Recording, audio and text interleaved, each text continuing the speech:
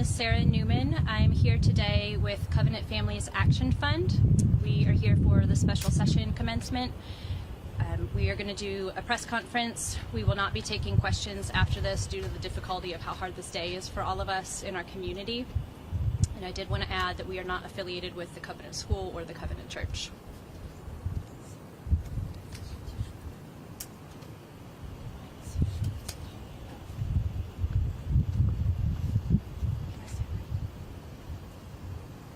Good afternoon.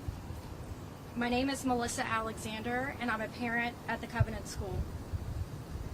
Although we have a long way to go in Tennessee on the sort of proposals that would make our schools, churches, and neighborhoods safe, this special session represents the first steps in the marathon towards a Tennessee that is safer for its children, its families, and its communities. Our group of Covenant parents has held more than 60 meetings with legislators over the summer, and we've shared our priorities for firearm safety with them. As a Republican and a gun owner, I have a deep reverence for our Constitution and the principles it stands for. I firmly believe we can make real change to our gun laws that is in keeping with core Second Amendment principles. If the events of March 27th teach us anything, it is that we must do everything we can under the law to keep firearms out of the hands of unstable people who intend to commit great harm. This is just common sense. And according to a recent Fox News poll, 80% of American voters support this. Today, we're announcing our support for House Bill 7100. Which creates a process for law enforcement to petition a judge for a temporary mental health order of protection. This order of protection bill is not perfect, but it is a good start. It's a really good start. This order of protection bill, we urge members of the House and Senate to support this order of protection bill. Another bill we support is House Bill 7098, which creates voluntary do not sell firearm lists for individuals who are experiencing mental illness and volunteer themselves to be added to this list to protect themselves and people in their communities. In addition to supporting legislation to reform firearm laws, we are focused on protecting the rights of victims of violent crime, especially minor children and their families. No family should have to endure the added pain of having their murdered child's autopsy report released to the public domain. And that is why we support House Bill 7007, which designates the autopsy reports of minor children who have been taken from us by violent crime as confidential documents.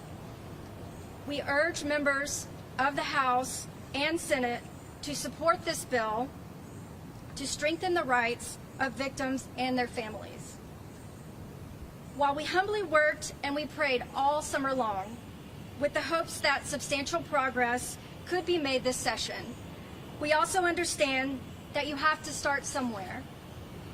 We hope these small steps can help forge a path toward a brighter, safer future for all Tennesseans. Thank you.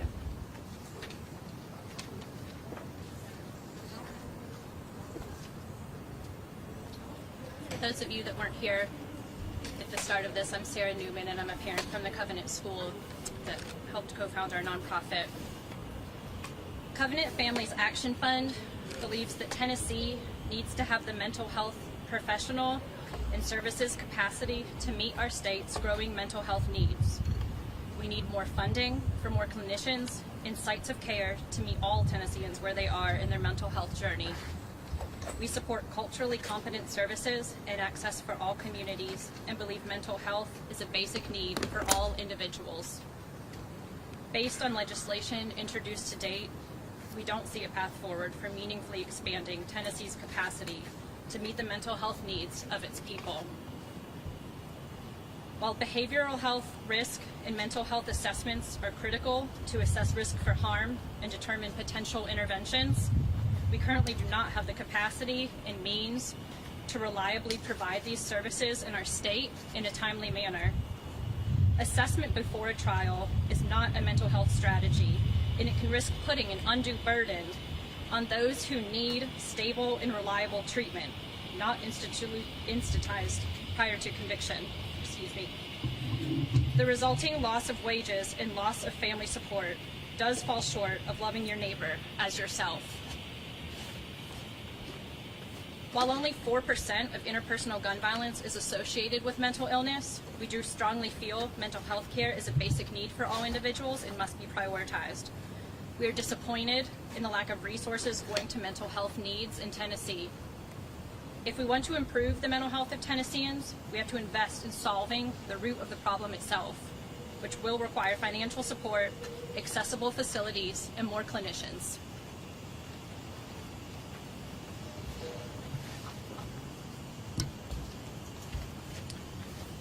My name is David Teague, and I'm a parent of 2 children at the Covenant School and a co-founder of Covenant Families for Brighter Tomorrows. In addition to firearm safety and mental health support, we also advocate for comprehensive measures that enhance security protocols, including improved infrastructure, increased training, and updated emergency response systems. By working collaboratively, we can ensure that schools are prepared to handle potential threats and minimize risks. As the spouse of an educator and the child of a retired educator, I'm acutely aware, especially this time of year as we head back to school, of the heavy demands and lack of margin many of our teachers currently have. We should not add armed security guard to their list of extracurriculars. This session should not become an exercise in arming teachers. That's not what we mean by prioritizing school safety plans or increasing funding for upgrading security at schools. While school security is essential, it is the last line of defense against heavily armed, homicidal, and suicidal individuals. In the event all efforts have failed, and we are solely relying on enhanced security protocols, we have already lost the day. At best,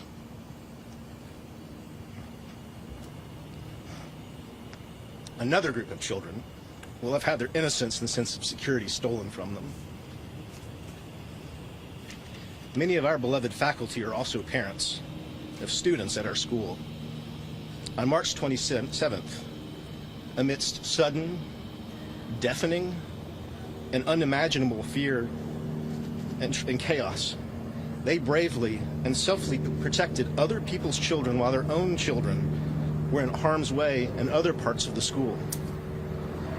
In a situation with intense emotions and where seconds were critical, the steps our school had taken to prepare through school safety plans unquestionably save lives. In this day and age, we must balance preparing for the unthinkable with maintaining a nurturing and stimulating environment for our children to learn.